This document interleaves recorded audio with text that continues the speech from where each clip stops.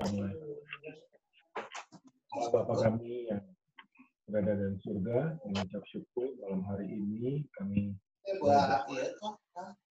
bersama meskipun melalui online, melalui Zoom,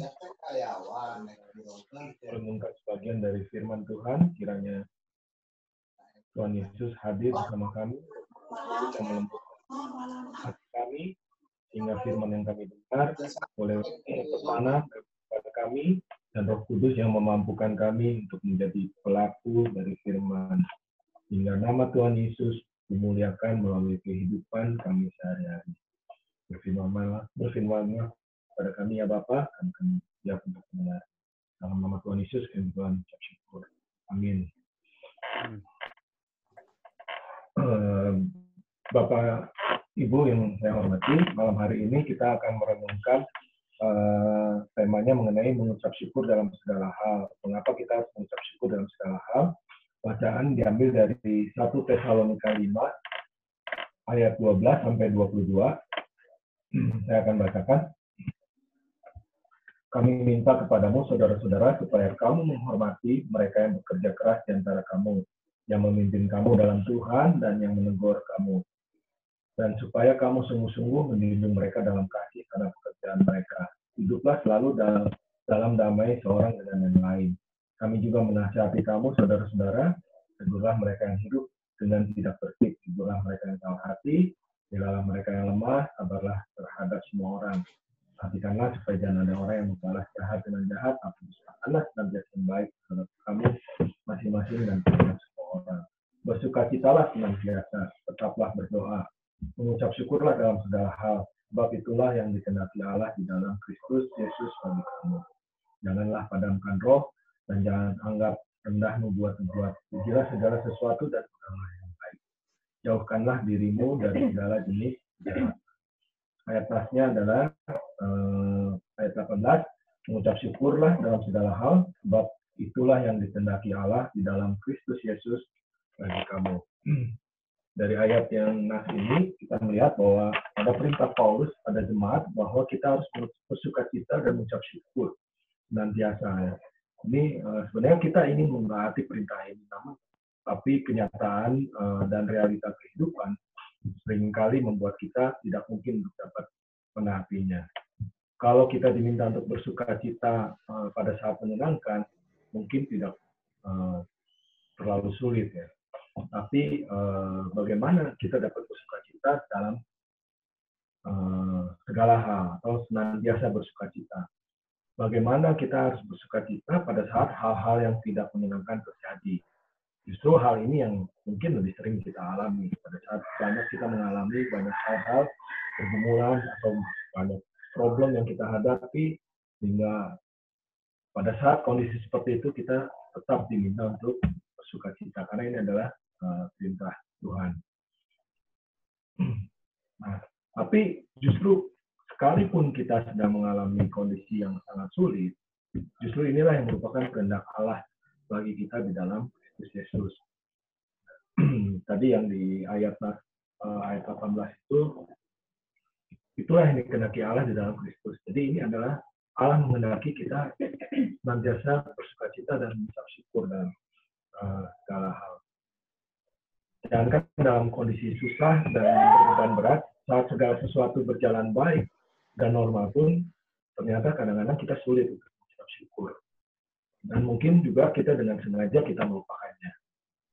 Tapi kalau kita meneliti lebih lanjut dalam Alkitab, banyak sekali ayat dalam firman Tuhan yang membahas tentang pengucapan syukur, mengenai bersyukur. Artinya bahwa pengucapan syukur ini adalah bagian penting dalam kehidupan orang percaya yang tidak boleh diabaikan atau kita sepelekan. Kembali ke 1 Tesalonika 5 ayat 18. Ini adalah merupakan kehendak Allah bagi kita untuk mengucap syukur dalam segala hal. Ini berarti walaupun kita sedang ditimpa masalah atau malapetaka, kita harus tetap mengucap syukur. Ayat ini tidak memberi kita pilihan lain. Apapun dalam segala hal, artinya ya seolah-olah tidak mau peduli. Pokoknya kita diminta untuk tetap bersyukur. Nah, kalau kita tidak mengucap syukur dalam segala hal, berarti kita tidak mengikuti kehendak Allah, karena di situ jelas bahwa itu yang dikehendaki Allah dalam Kristus Yesus. Nah, kalau kita tidak mengucap syukur, berarti kita tidak mengikuti kehendak Allah. Artinya kita sedang mengingkari atau tidak taat, atau tanda kutip kita juga melawan kehendak Allah. Nah, kalau demikian, apa implikasi ayat ini? Ini berarti dengan tidak mengucap syukur dalam segala hal, kita artinya sedang berada di luar jalur kehendak Allah. Dan mungkin dalam tanda kutip kita sedang memberontak ya, tanda kutip, terhadap kehendak Allah dalam kehidupan kita. Tindakan kita tidak mengucap syukur adalah satu tindakan yang seolah-olah seperti kita melawan secara halus terhadap Allah. Dan tidak ada pemberontakan yang akan mengalami penyertaan Allah. Ya, kalau kita melawan Tuhan, artinya ya, dengan demikian kita juga tidak akan merasakan adanya penyertaan Tuhan dalam kehidupan kita. Nah, ini kita bisa lihat dengan kondisi bagi orang-orang yang termasuk kita juga mungkin sekitar kita, orang yang selalu mengeluh dan bersungut-sungut dan keluar ucapan-ucapan yang negatif, bukan ucapan yang positif. Ya. Seringkali kita tidak melihat bahwa, ataupun kita juga seringkali melakukan hal itu, seringkali kita tidak mengalami penyertaan Allah dalam kehidupan kita. Pada saat kita bersungut-sungut, mengeluh, dan mungkin sampai ekstrimnya kita sampai menghujat gitu ya, sudah pasti bahwa baik kita maupun orang tersebut tidak mengalami penyertaan Allah dalam kehidupan kita dan kehidupan mereka. Nah, sekarang realitanya gitu. Apakah mungkin kalau di ayat tadi ayat 18 bahwa mengucap syukurlah dalam segala hal, apapun kondisinya. Nah, sekarang pertanyaannya apakah mungkin kita dapat mengucap syukur pada saat orang yang kita kasihi meninggalkan kita untuk selama-lamanya. Di tengah kondisi seperti itu, apakah kita bisa berucap syukur? Kemudian, apakah kita bisa mengucap syukur pada saat kita misalnya didiagnosa oleh dokter, kita mengidap penyakit tertentu dengan stadium yang sangat kronis, atau kita mengalami satu kecelakaan dan hal-hal buruk yang sedang terjadi. Nah, tapi semua ini, tadi di ayat 18 itu, seolah-olah apapun kondisinya, kita harus tetap mengucap syukur, karena disebutkan bahwa dalam segala hal harus mengucap syukur. Ini memberitahu kita bahwa mengucap syukur itu sama sekali bukan persoalan perasaan, ya, tapi persoalan ketaatan. Ya, jadi mengucap syukur di ayat 18 tadi itu tidak berkaitan dengan perasaan, tapi adalah masalah persoalan mengenai ketaatan. Persoalannya adalah apakah kita akan taat atau tidak. Nah, namun mengapa? Mengapa kita diperintahkan Allah untuk melakukan hal yang melawan perasaan dan naluri kita? Pada saat kita sedang bersedih, hari ini tak bersyukur ini. Tapi ini kan perintah Allah untuk melakukan untuk melawan perasaan dan naluri kita. Kalau kita bisa mengerti alasan dibalik satu perintah Tuhan ini, akan lebih mudah untuk kita menjalaninya. Nah, sekarang pertanyaan kan, apakah alasannya gitu kan? Supaya kita tetap bersyukur itu tentu ada alasan Allah di balik itu semua. Kalau kita perhatikan di Perjanjian Lama, Yusuf juga nggak tahu kenapa saudara-saudaranya sangat membencinya. Mungkin karena saudara-saudaranya iri ya, karena Yakub sangat mengasihi Yusuf gitu ya. Dan sampai saudara-saudaranya ini berniat untuk membunuh Yusuf ya. Yusuf ini kan anak kesayangan Yakub, nah, terus akhirnya dikhianati oleh saudaranya sendiri dan akhirnya dijual ke perbudakan di Mesir ya. Dari usia 17 sampai 30 tahun, hidup Yusuf itu tidak lepas dari masalah. Dan kemudian dia berakhir dia dimasukkan ke penjara ya karena difitnah oleh istri Potifar. Yusuf kelihatannya tidak berbuat salah. Tetapi mengapa hal yang buruk terus saja menimpa dirinya? Nah, kalau kita lihat di akhir kisahnya, di akhir semuanya, terutama kita bisa lihat juga di Kejadian 50 ayat 20, Yusuf berkata, memang dia berkata hal ini kepada saudara-saudaranya, memang kamu memaksudkan untuk melakukan yang jahat terhadap aku, tetapi Allah memaksudkan semua itu untuk kebaikan, yakni memelihara hidup satu bangsa yang besar. Ya. Jadi ada rencana Tuhan di balik penderitaan Yusuf ini. Nah, tapi rencana Tuhan itu bukan hanya untuk Yusuf, tapi juga untuk satu bangsa. Ya, jadi Yusuf harus menjalani semua kejahatan yang menimpanya, yang akhirnya membawa dia sampai kedudukan menjadi orang yang kedua setelah Firaun ya di Mesir pada saat itu. Tujuannya itu dari segala hal yang buruk yang dialami Yusuf adalah agar Yusuf berada dalam posisi yang dapat dipakai oleh Allah untuk menyelamatkan satu bangsa. Kita mungkin tidak tahu apa alasan dibalik semua hal yang buruk sedang menimpa diri kita. Tapi apakah kita dapat meyakini bahwa sekalipun dalam situasi yang paling parah, Allah tetap berdaulat dan memegang kendali dalam kehidupan kita sepenuhnya. Nah, kalau kita bisa memiliki keyakinan seperti ini akan membuat kita dapat mengucap syukur dalam segala hal. Jadi alasan pertama kenapa kita harus mengucap syukur dalam segala hal adalah karena kita meyakini bahwa Allah tetap berdaulat dan tidak kira dalam situasi apapun. Jadi kita semua, Allah berdaulat sepenuhnya atas kehidupan kita. Apapun kondisi situasi yang kita hadapi, Allah berdaulat sepenuhnya dalam kehidupan kita. Terus yang kemudian yang berikutnya adalah kalau kita perhatikan di firman Tuhan, tidak ada tokoh yang mengalami hal yang lebih buruk dari Ayub dalam hidupnya. Ayub itu dalam waktu 1 hari dia menerima 4 pesan ya. Kehilangan hartanya ternaknya hilang, terus hamba-hambanya hilang, anak-anak 10 anak-anaknya mati. Nah, Ayub kehilangan semua anak-anak dan harta bendanya. Dan hal itu juga seolah-olah belum cukup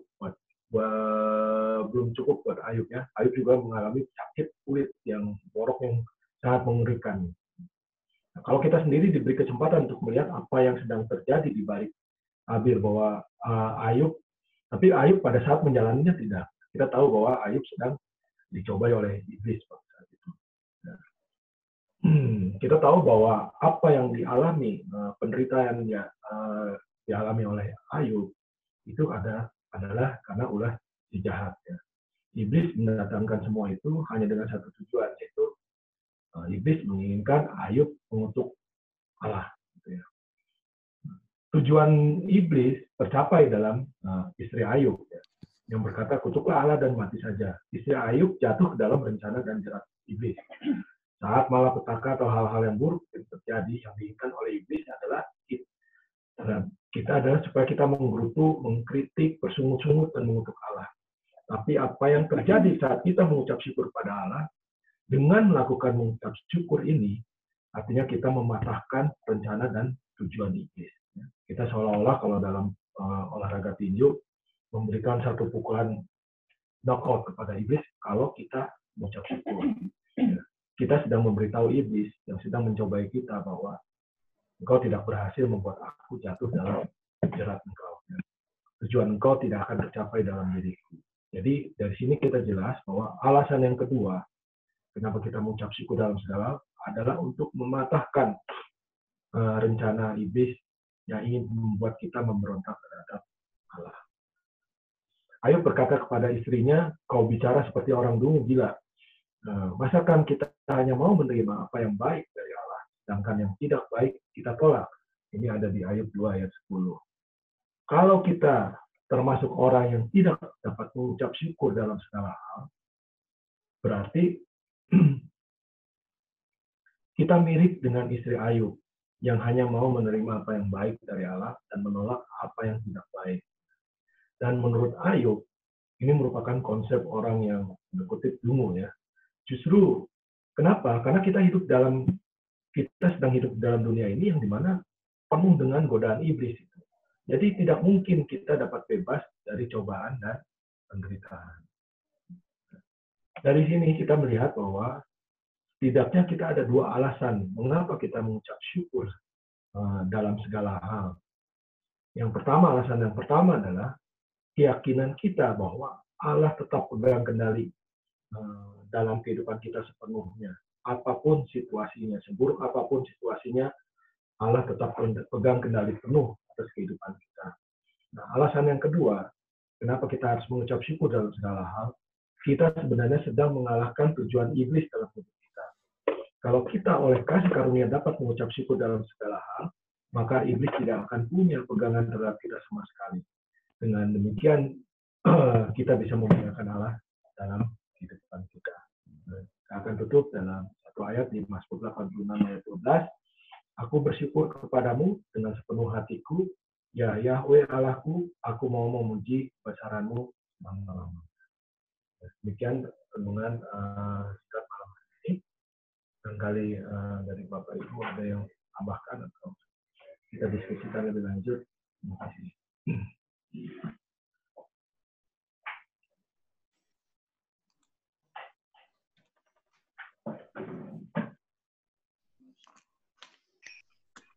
Ya, demikian Bapak Ibu, firman Tuhan yang disampaikan oleh Pak Thomas tadi. Mungkin ada yang mau bercerita bagaimana bersyukur, apalagi di tengah pandemi seperti ini, Bapak Ibu. Ada yang mau sharing mungkin?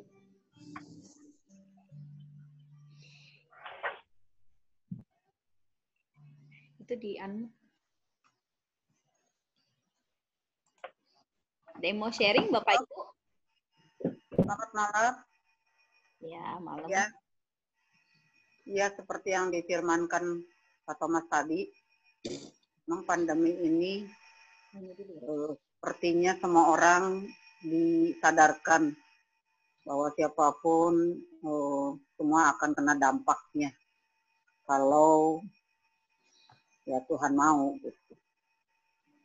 Karena 1,5 juta dari penduduk dunia itu katanya sih akan meninggal semua, jadi hanya generasi yang kuat aja, yang imunnya tinggi, yang akan bertahan hidup katanya. Jadi saya juga diingatkan untuk terus kapan lagi ya saya berbagi gitu. Karena dulu waktu saya sibuk usaha, saya tuh nggak inget berbagi gitu. Saya ingetnya cuman bisa bayar utang buat suami saya, buat di rumah, jalan-jalan, gitu aja. Setiap itu saya nggak ingat untuk pekerjaan Tuhan. Jadi saya waktu pas bangkrut, saya baru sadar gitu. Waduh, sebelang saya dari dulu, saya dagang tisu 18 tahun, tapi nggak pernah saya nyumbang gereja. Dulu lagi zamannya pengurusnya teh Ibu Ucu gitu ya, kalau nggak salah. Mamahnya Pak Andi Agus tuh. Dia teh beli tisu ke saya. Saya teh nggak tahu, dikira untuk rumah makannya dia yang di Kali Pak Apo itu, ayam goreng pemuda. Dilihat teh untuk gereja, tapi saya juga nggak lagi. Nggak ada kepekaan sama sekali gitu, nggak ada. Pokoknya saya sibuk tiap hari buka giro, cari duit untuk buka rekening itu setiap hari. Jadi kalau ada lebih ya saya taruh aja di bank gitu kan. Nggak pikir apa-apa gitu, nggak. Jadi saya tuh kadang-kadang kalau inget masa lalu itu sedih gitu ya. Menyesalnya tuh sekarang udah nggak ada, baru ingat gitu. Dulu lagi ada malah nggak inget gitu. Akhirnya si uang juga banyak, tapi kayak ngisi ember bocor gitu. Habis gitu. Truk double ankle 5, mobil box 7, belum mobil pribadi, motor 7, perhiasan, hutang malah di mana-mana. Saya bilang ini nyari duit, saya capek duk-dukan ya dari pagi sampai malam. Kok hasilnya malah yang ada habis semua gitu. Jadi dengan bangkrutnya ini saya disadarkan gitu. Ya, semoga Tuhan masih memberikan kesempatan kepada saya. Terima kasih Pak Thomas. Ya, terima kasih Bu Helna. Ya, kadang-kadang kita begitu ya Bapak Ibu, ketika kita sedang manusiawi gitu, ketika kita sedang berada dalam tahap yang senang gitu ya. Kadang-kadang kita bisa lupa mengucap syukur, tapi ketika kita sedang berada dalam keadaan yang mungkin sulit begitu, kita seringkali ada orang yang akhirnya oh iya seperti Bu Helna disadarkan, tetapi kemudian ada juga orang yang akhirnya menjadi apatis yang kemudian menjauh dari Tuhan. Tapi kita bersyukur ketika kita jatuh pun Tuhan masih mau menggendong kita dan kemudian juga masih mau membimbing kita untuk kita bisa menjalani hidup kita dengan baik.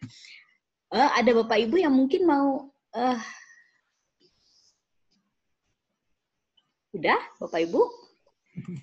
Ya, kalau tidak ada Bapak Ibu, kita akan menyanyikan sebuah pujian sebelum kita masuk ke doa syafaat.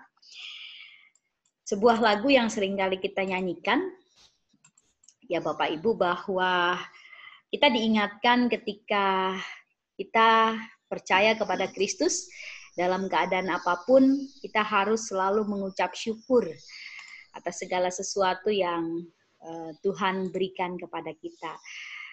Mungkin ini sesuatu hal yang susah dan sulit, tapi kita percaya bahwa Tuhan akan memampukan kita, hidup kita yang benar.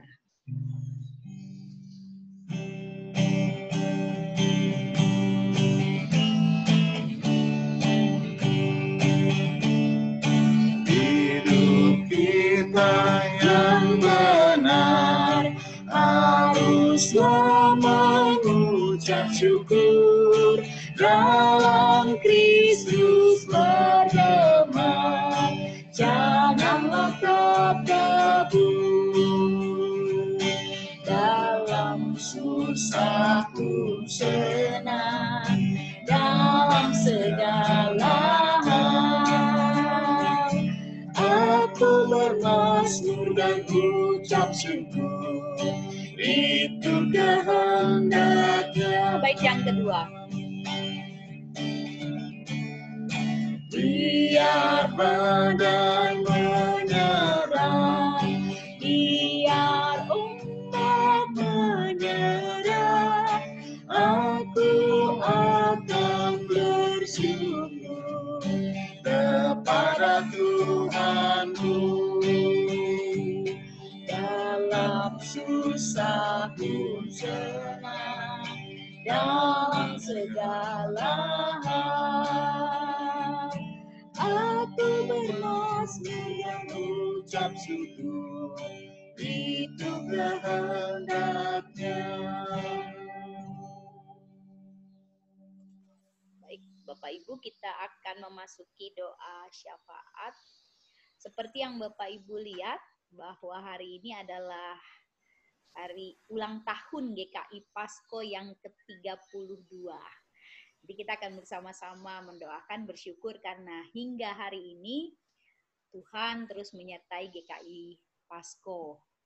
Baik dalam susah maupun senang, Tuhan terus berkarya atas GKI Pasko. Dan Bapak Ibu, saya akan membagikan beberapa pokok doa ini. Ya.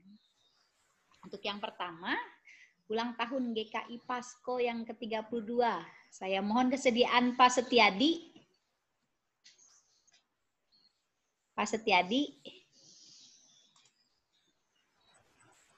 Pak Setiadi ya? Ada suaranya, Pak? Halo? Tadi di-unmute ya? Oh, sepertinya itu ya.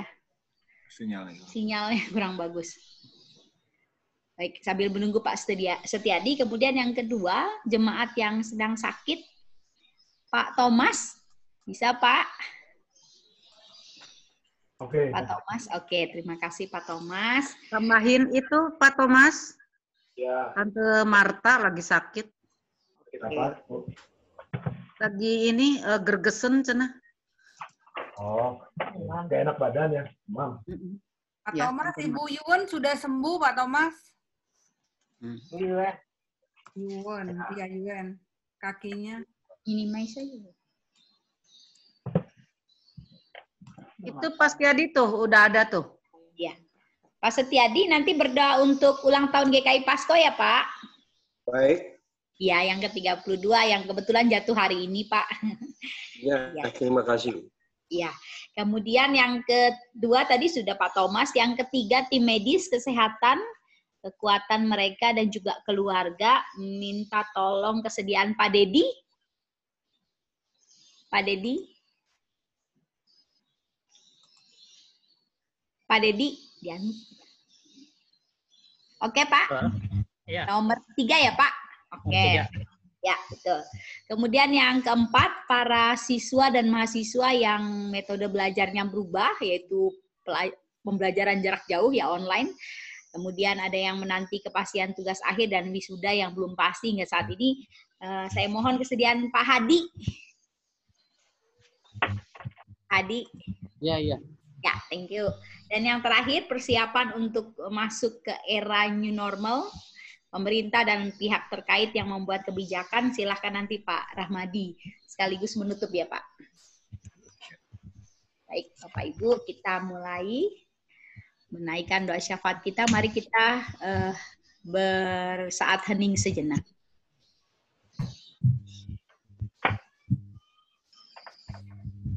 Tuhan Silahkan. Bapa kami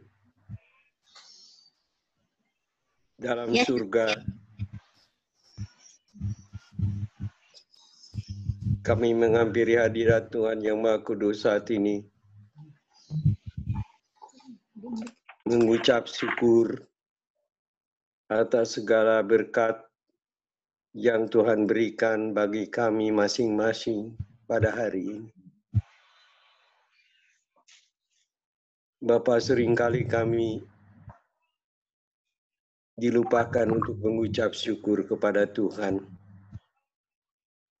Padahal begitu kami bangun pagi, kami sudah diberikan oksigen yang secara cuma-cuma.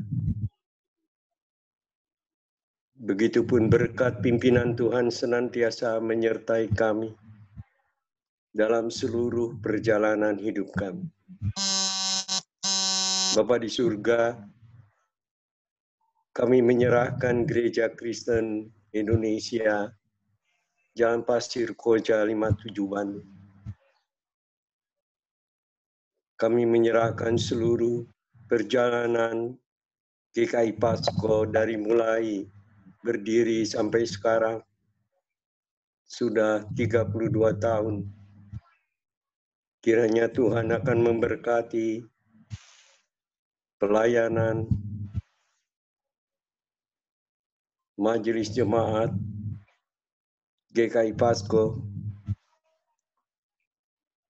yang belum mengadakan serah terima jabatan karena terhalang oleh COVID.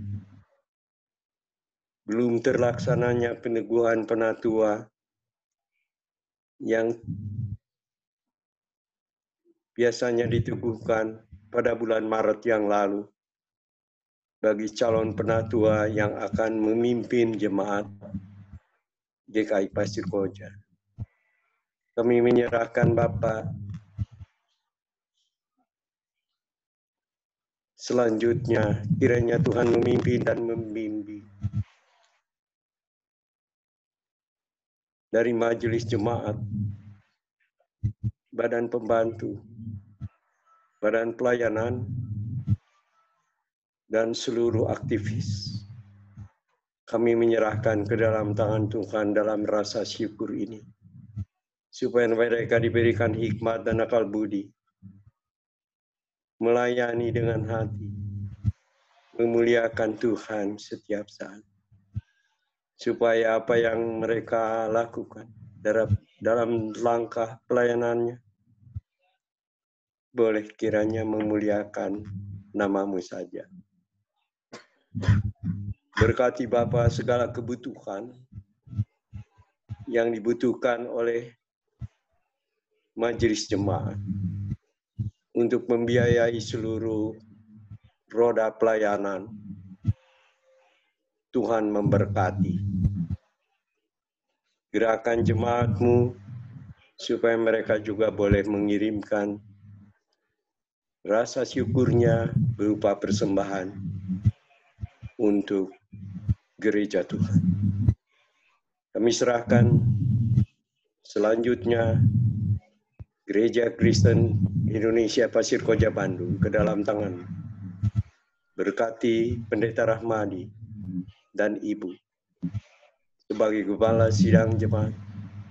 Biarlah diberikan kuasa Roh Kudus-Mu supaya melaluinya pembinaan dapat berjalan juga jemaat bisa terpelihara.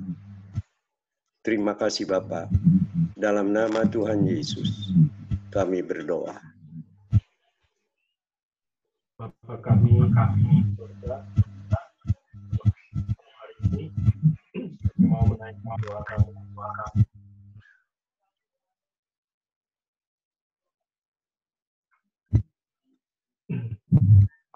Bapa kami yang ada di surga, malam hari ini kami mau menaikkan doa kami untuk jemaatmu yang saat ini sedang sakit atau terbaring lemah, ya Tuhan Yesus. Kami khususnya mau berdoa untuk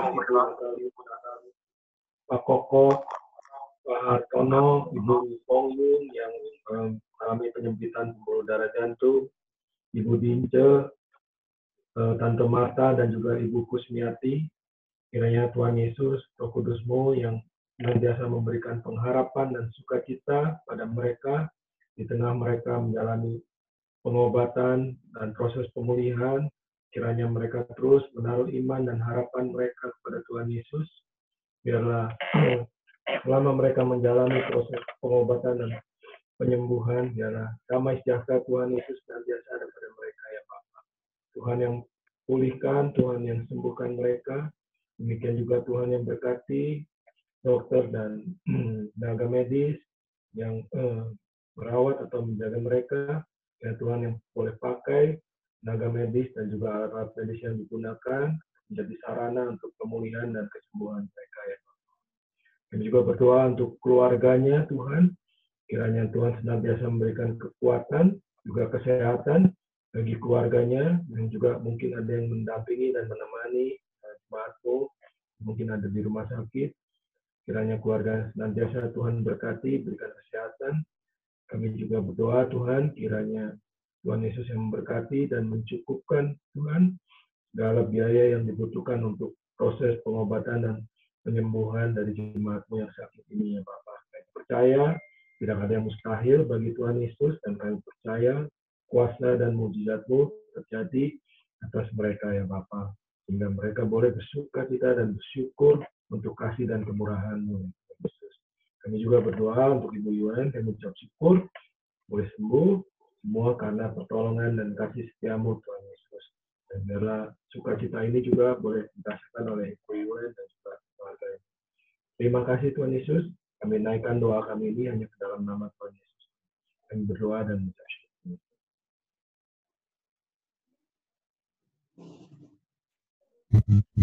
Maha besar Tuhan Allah Bapa kami yang kami kenal di dalam nama Tuhan Yesus Kristus. Bapa, saat ini kami mau berdoa untuk di masa COVID ini Tuhan, di mana para dokter dan tim medis yang menangani para pasien COVID saat ini Tuhan, kami berdoa untuk tim medis dan biar Engkau mau senantiasa memberikan kesehatan dan kekuatan kepada mereka Tuhan, di dalam mereka menjalankan tugas dan tanggung jawabnya Tuhan, di dalam mengurus pasien-pasien COVID yang setiap saat terancam dengan kesehatannya terkena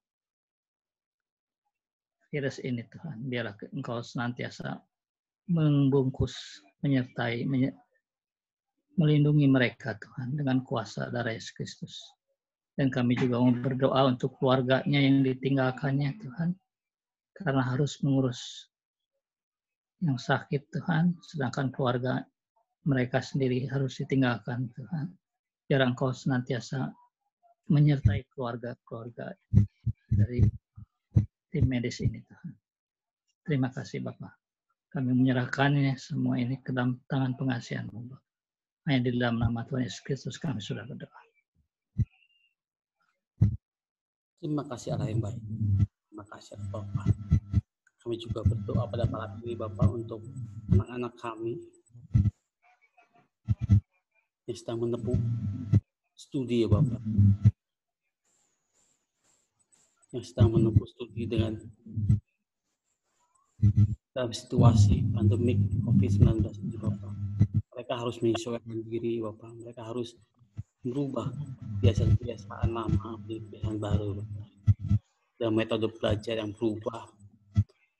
Mereka menanti tugas akhir, mereka menanti wisuda yang sudah pasti, Bapak.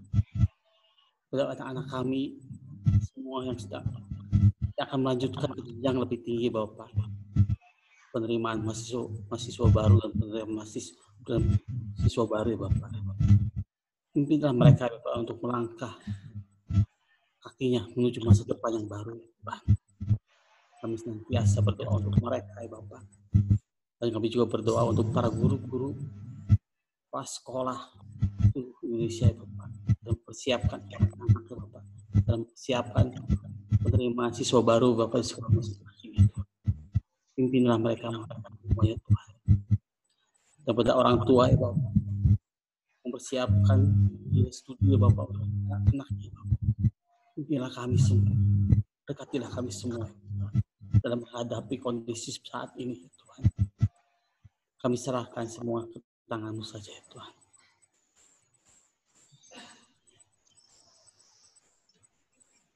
Bapak, malam hari ini kami juga ingin berdoa untuk persiapan menuju new normal.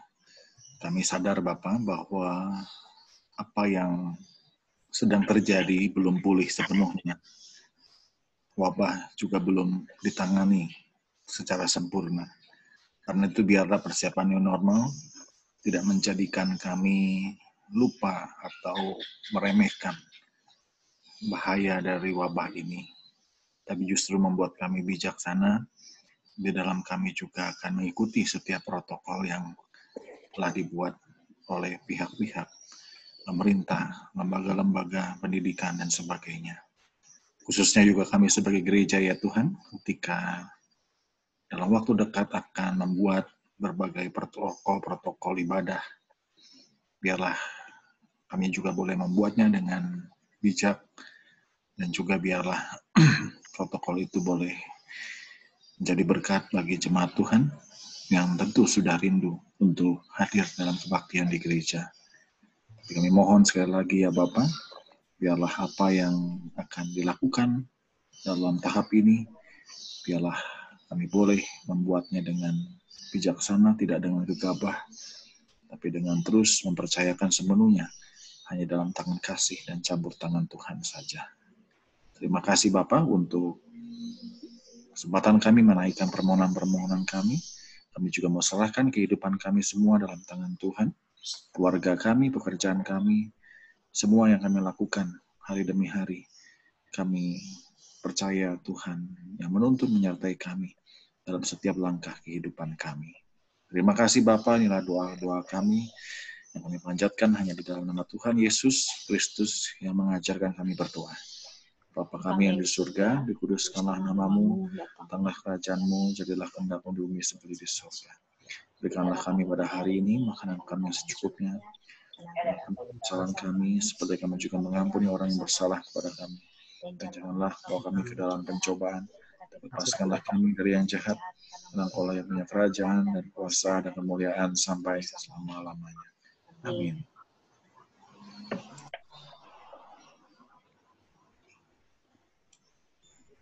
Ya, baik Bapak Ibu, terima kasih. Terima kasih Pak Thomas juga. Pak Thomas, terima kasih firman-Nya. Terima kasih Pak Thomas.